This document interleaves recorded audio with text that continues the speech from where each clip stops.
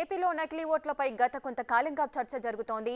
BJP అధ్యక్షురాలు పురంధేశ్వరి ఎంట్రీతో తిరుపతి నకిలీ ఓట్ల పంచాయతీ ఈసీ వరకు చేరింది.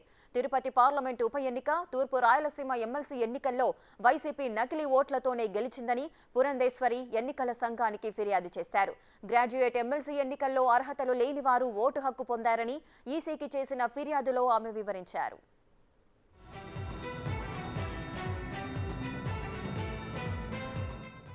పురంధేశ్వరి ఫిర్యాదు అధికారులు మున్సిపల్ కమిషనర్కు ఆదేశాలు జారీ చేశారు. దీనిపై విచారణ జరపాలని తెలిపారు. అయితే ఫేక్ ఓట్లపై తమ దగ్గర సాక్ష్యాధారాలు లేవని, దీనిపై కేసు నమోదు చేసి దర్యాప్తు చేయాలని మున్సిపల్ కమిషనర్ పోలీసులకు ఫిర్యాదు చేశారు.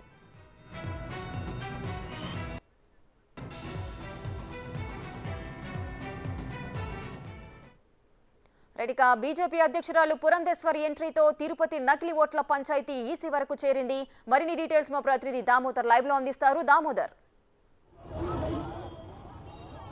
తిరుపతి ఎంపీ ఎన్నికల్లోనూ అదేవిధంగా ఏదైతే తూర్పు రాయలసీమ పట్టభద్రుల ఎమ్మెల్సీ ఎన్నికల్లో కూడా నకిలీ ఓట్లు పెద్ద ఎత్తుగా నమోదయ్యాయి.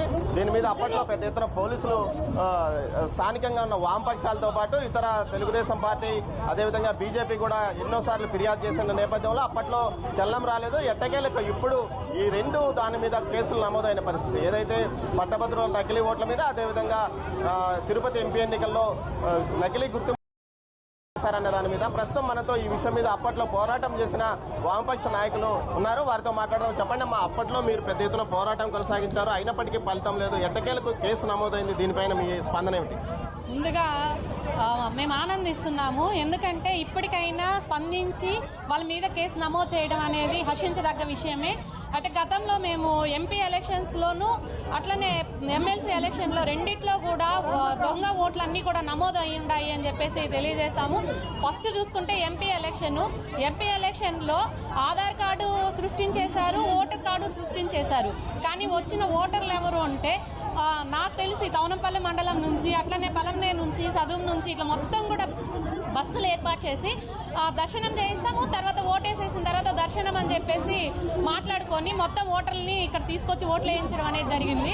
దాన్నే ఫాలో అవుతూ మళ్ళీ ఎమ్మెల్సీ ఎలక్షన్లో కూడా ఓటర్లుగా నమోదు చేయడం అనేది జరిగింది. దొంగ ఓట్లు మేము చూసిన చోట వచ్చి స్విమ్స్లో డిఎంఎల్టీ చేస్తున్నటువంటి అంటే ల్యాబ్ టెక్నీషియన్స్ వాళ్ళందరికీ కూడా టీచర్ ఓట్లు ఉంది. గ్రాడ్యుయేట్ ఓట్లు అంటే గ్రాడ్యుయేషన్ చేసిన వాళ్ళకు ఉంటాయి, దాన్ని మనం ఎవరు కాదనే దానికి లేదు. కానీ వాళ్ళ టెక్నీషియన్స్కి టీచర్ ఓటు ఉంది. అది కూడా మేము అధికారుల దృష్టికి తీసుకోవడం జరిగింది. అదేవిధంగా మనం చూసాం ప్రెస్లో మాట్లాడుతూ మాకు తెలియదు, వార్డుకు 5 మంది సెలెక్ట్ అయినాము, 5 మందిలో మేముండా వచ్చి ఓటు వేస్తున్నాము. ఇక మన కార్పొరేటర్లుగా ఉన్నటువంటి ఆమె ఆదిలక్ష్మి గారు, ఎస్కే బాబు గారు, వీళ్ళందరికీ ఓట్లు ఉంది. ఎవ్వరు కూడా డిగ్రీ చేసినటువంటి పరిస్థితి లేదు. వీళ్ళందరికీ అంటే ఇవి చూసినట్లయితే వాళ్ళ ఇచ్చినటువంటి ఎన్నికల అఫిడవిట్ ఏదైతే ఉందో దాంట్లో వాళ్ళ చదువు ఏమైనా ఉంది, అయినప్పటికీ వాళ్ళు ఓటు వేయడానికి వచ్చారంటే ఎంత ధైర్యం ఉండాలి. ఇప్పటికైనా సరే తప్పు చేస్తే శిక్ష ఉంటది అనడానికి సరే. ఎన్నికల అఫిడవిట్ లో ఏదైతే వాళ్ళ ఒరిజినల్ సర్టిఫికెట్స్ పెట్టింటారో ఆ తర్వాత ఇప్పుడు నకిలీ ఓట్లతో ఎమ్మెల్సీ ఎన్నికల్లో ఓటు పొందారు. ఇప్పుడు ప్రజా ప్రాతినిధ్య చట్టం కింద వాళ్ళని తొలగించే అవకాశం కూడా ఉంది కదా? ఖచ్చితంగా తొలగించాలి. ఎందుకంటే అప్పుడే ఇంకోసారి ఓటర్లు ఇట్లా నమోదు చేయడానికి భయపడతారు. కాకపోతే ఇప్పుడు ప్రభుత్వం ఏమంటే ఇప్పుడు అనేక మంది ఉద్యోగులు సమ్మెలు చేస్తున్నారు. ఉపాధ్యాయులు కావచ్చు, అంగన్వాడీ కావచ్చు, సర్వశిక్ష ఇట్లా అనేక మంది చేస్తున్నా భయపడట్లేదు. ఎందుకంటే మళ్ళీ మనం దొంగ ఓట్లు ఎన్రోల్ చేసేసి గెలిచిపోతామనేటువంటి ధీమాతో ఉన్నారు. కాబట్టి వాళ్ళని ఖచ్చితంగా అరెస్ట్ చేయాలి, శిక్షించాలని చెప్పి ఈ సందర్భంగా కోరుకుంటున్నాం. మీరు చెప్పండి, ఎన్నికల్లో అంటే ఈసారి కూడా దొంగ ఓట్లు నమోదవుతున్నాయనే పరిస్థితి, కేవలం ఎమ్మెల్సీ ఎన్నికల్లో వేలాది మంది నకిలీ ఓట్లు పొందిన పరిస్థితి. అయితే కేవలం 3 మందే కేసు నమోదైంది. అదేవిధంగా ఎంపీ ఎన్నికల్లో ప్రాథమిక సాక్ష్యాధారాలు లేవని పోలీసులకు ఫిర్యాదు చేయడం వరకు కరెక్టేనంటారా? ఈ పోలీస్ కేసుల వల్ల ఏమైనా ఫలితం ఉంటుందని భావిస్తున్నారా? పోలీస్ కేసులు కాదు, ఇప్పటి వరకు వేసినటువంటి ప్రజాప్రతినిధులందరినీ కూడా వాళ్ళను అర్హత కింద కానా అనర్హత కింద ప్రకటించాల్సినటువంటి అవసరం ఉంది. ఎందుకంటే ఈరోజు నిన్న పోయినసారి ఎమ్మెల్సీ ఎలక్షన్స్లో అసలు దొంగోట్లు చరిత్రలోనే లేనటువంటి విధంగా దొంగోట్లను ఏర్పాటు చేసుకోవడం అనేది జరిగింది. ఎవ్వరు కూడా డిగ్రీ సంపాదించలేదు, డిగ్రీ పట్టా పొందలేదు, డిగ్రీకి ఎన్ని అక్షరాలు ఉంటాయో కూడా తెలియనటువంటి వాళ్ళంతా కూడా ఓట్లు నమోదు చేశారు. ఇప్పుడు ఎస్కే బాబు ఆయన 10th క్లాస్ చదివినా అని చెప్పి బహిరంగంగా చెప్పాడు, కానీ ఓటు నమోదు చేశాడు. అదేవిధంగా మున్రామరెడ్డి 10వ తరగతి చదివినాడు, ఆయనకు ఓటు ఉంది. మున్లక్ష్మి, ఆమె ఆదిలక్ష్మి అనే ఆమె కనీసం 1వ తరగతి కూడా చదవలేదు. ఆమెకు తెలుగు అనే పదం చదవలేనటువంటి పరిస్థితుల్లో ఆ మున్సిపల్ కార్పొరేషన్లో ఆమెకు సంబంధించినటువంటిది ఓటు వేయడానికి వస్తే ఆమె కనీసం అక్షరాలు కూడా చదవలేనటువంటి ఆమెను తీసుకొని డిగ్రీలో పట్టభద్రత సాధించినామని చెప్పినట్టు ఓటు వేయించడం అనేది జరిగింది. ఇట్లా అనేక రకాలైనటువంటి దొంగ ఓట్లన్నీ కూడా నమోదు చేసుకుంటే కూడా అప్పుడు ఉన్నటువంటి దాంట్లో దొంగ ఓట్లకు సంబంధించినటువంటి అనేకమైనటువంటి ఆరోపణలు వస్తే మేమంతా కూడా దానికి వ్యతిరేకంగా ఒక పెద్ద యుద్ధంలాగా చేశాము. కానీ ఆ రోజు ఏమి ఎలక్షన్ కమిషన్ ఏమాత్రం కూడా చర్యలు తీసుకున్నటువంటి పాపన పోలేదు. అదేవిధంగా డిగ్రీ చేసినటువంటి వాళ్ళు, డిగ్రీ చేయనటువంటి వాళ్ళు, 10th క్లాస్ ఫెయిల్ అయినటువంటి వాళ్ళు చాలా మంది ఓట్లు నమోదు చేసుకోవడం అనేది జరిగింది. వాళ్ళందరికీ కూడా ఓటు ఇచ్చినారు. ఇప్పటికైనా అది కనీసం ముగ్గురు మాత్రమే పట్టించుకోవడం అనేది జరిగింది. చాలా మంది ఉన్నారు ఇప్పటికి కూడా. వాళ్ళందరినీ కూడా ఓట్ల ద్వారా తొలగించాల్సినటువంటి అవసరం ఉంది. వాళ్ళందరూ కూడా అరెస్ట్ చేయాల్సినటువంటి అవసరం ఉంది. దొంగ ఓటు వేస్తే ఎలా ఉంటుందో అని చెప్పని, ఇది ఒక రాజ్యమా, దొంగ ఓట్లు వేసి దొంగ నోట్లు చేసుకుని ఇది ఒక రాజ్యమా అని చెప్పిన అనేది ఈరోజు మేము ప్రధానంగా ప్రశ్నిస్తా ఉన్నాం. దీని ద్వారా ప్రజా ప్రయోజనాలు దెబ్బతినడానికి అవకాశం ఉంది. రాజ్యాంగ విలువలు కోల్పోవడానికి అవకాశం ఉంది.